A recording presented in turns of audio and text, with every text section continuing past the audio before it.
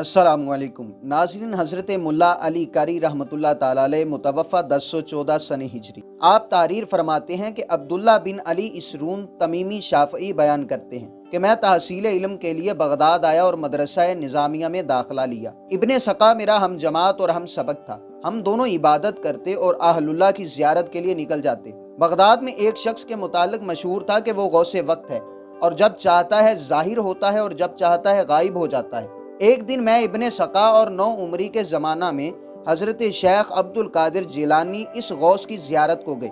रास्ता में इब्ने सका ने कहा, आज मैं इनसे एक ऐसा इल्मी मसाला पूछूंगा जिसका वो जवाब नहीं दे सकेंगे। मैंने कहा, मैं भी एक मसाला पूछूंगा, देखिए इसका वो क्या जवाब देते हैं। और हज़रत शेख अब्दुल कादिर जिलानी रदियल्लाहु अन्हु ने फरमाया, माअज़ल्लाह, मैं तो इनसे कोई मसाला नहीं पूछूंगा बल्कि मजलिस में बैठकर फैज़ ज़ियारत और फैज़ सोहबत ही हासिल करूंगा। जब हम तीनों इनके मकान पर पहुंचे तो देखा कि वो अपनी जगह पर मौजूद नहीं हैं। फिर थोड़ी देर के बाद इनको वहां बैठे पाया। उन्होंने इब्ने सका को कहर आलूद निगाहों से देखा और गुस्सा से फरमाया, ए इब्ने सका, खुदा तेरा भला ना करे, तू मुझसे वो मसाला पूछेगा जिसका मुझे जवाब ना आए। कान खोल कर सुन, तेरा मसाला ये है और इसका जवाब ये है। बेशक मैं तुझ में कुफर की भड़कती हुई आग देख रहा हूँ। इसके बाद उन्होंने मेरी तरफ मुतवज्जे होकर फरमाया, ए अब्दुल्ला, तुम मुझसे मसाला पूछोगे कि देखूं मैं क्या जवाब देता हूँ। तुम्हारा मसाला ये है और इसका जवाब ये है। तुम्हारी बेअदबी के सबब दुनिया तुम पर इतना गोबर करेगी कि कान की लो तक तुम इसमें डूब जाओगे।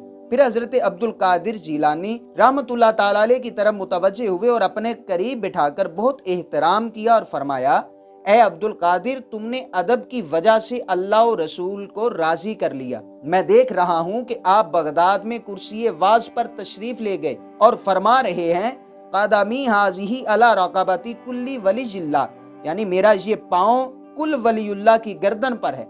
और मैं ये भी देख रहा हूँ कि उस वक्त के कुल वलीउल्लाह आपकी अजमत का एतराफ़ करेंगे और वो अपनी गर्दनों को झुका देंगे। वो गौस ये फरमाकर हमारी निगाहों से गायब हो गए, फिर हमने उन्हें नहीं देखा।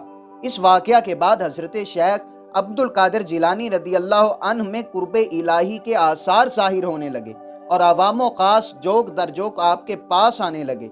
और मैंने आपका ऐलान अपनी ज़िंदगी में सुना जब वक्त के सारे वलियों ने गर्दनें झुका दी थी।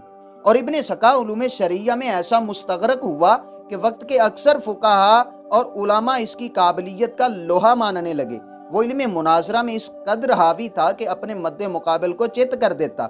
साथ ही साथ वो फसाहत और वक़ार में मशहूर ज़माना हो गया। अब्बासी खलीफा ने इसे खास अपने मसाहिबों में दाखिल कर लिया और शहंशाह रूम की तरफ इसे सफ़ीर बनाकर भेजा, जहाँ इसने शाही दरबार में ईसाइयों के पादरियों को एक मुनाजरा में चित कर दिया। बादशाह के दिल में इसकी कदर और बढ़ गई। एक दिन वो बादशाह रूम की जवां साल हसीन लड़की को देखकर दिल दे बैठा। बादशाह से निकाह की दरख्वास्त की। उसने कहा, अगर तुम ईसाइयत कबूल कर लो तो मुझे कोई उस्र नहीं। तो इब्ने सका इस्लाम से दस्तबरदार होकर ईसाई बन गया। अब इसे बगदाद के गौस का कलाम याद आया कि ये सारा किस्सा उनकी बद्दुआ का नतीजा है कि उन्होंने कहा था कि इब्ने सका, तुझ में कुफर की भड़कती हुई आग में देख रहा हूँ। इसके बाद अब्दुल्ला बिन अली इसरून तमीमी फरमाते हैं कि मैं दमिश्क आया। सुल्तान नूरुद्दीन शहीद रहमतुल्लाह अलैह ने मुझे महकमा औकाफ का सरबराह मुकर्रर कर दिया और दुनिया मेरी तरफ बाकसरत आई। नाजरीन, इससे साबित हुआ कि अल्लाह तबारक व तआला अपने बरगुज़ीदा बंदों को पोशीदा चीज़ों का इल्म अता फरमाता है और उन्हें गैब के हालात से खबरदार फरमा देता है और गैब के इल्म से नवाजता है। नाजरीन, इस वाक़या को नुज़हातुल खातिर में मुल्ला अली कारी रहमतुल्लाह ताला अलैह ने तहरीर फरमाया। और नाज़रीन, इससे ये भी मालूम हुआ कि रास्ते में हर एक की कही हुई बात को बुजुर्ग जान लेते हैं और हर एक के बारे में आइंदा की हालतों को वाज़े तौर पर बताना, यही तो इल्म गैब है। तो हज़रत मुल्ला अली कारी रहमतुल्लाह ताला अलैह ने इस वाक़या को तहरीर करके ये बात वाज़े कर दी कि अल्लाह तबारक व तआला अपने बरगुज़ीदा बंदों में से जिसे चाहे पोशीदा चीज़ों का इल्म अता फरमाता है। तो नाज़रीन, अगर वीडियो अच्छी लगी हो तो हमारा यूट्यूब चैनल सब्सक्राइब करना मत भूलिएगा और साथ में लगे बेल आइकन को भी ज़रूर दबाइएगा। अल्लाह हाफिज़।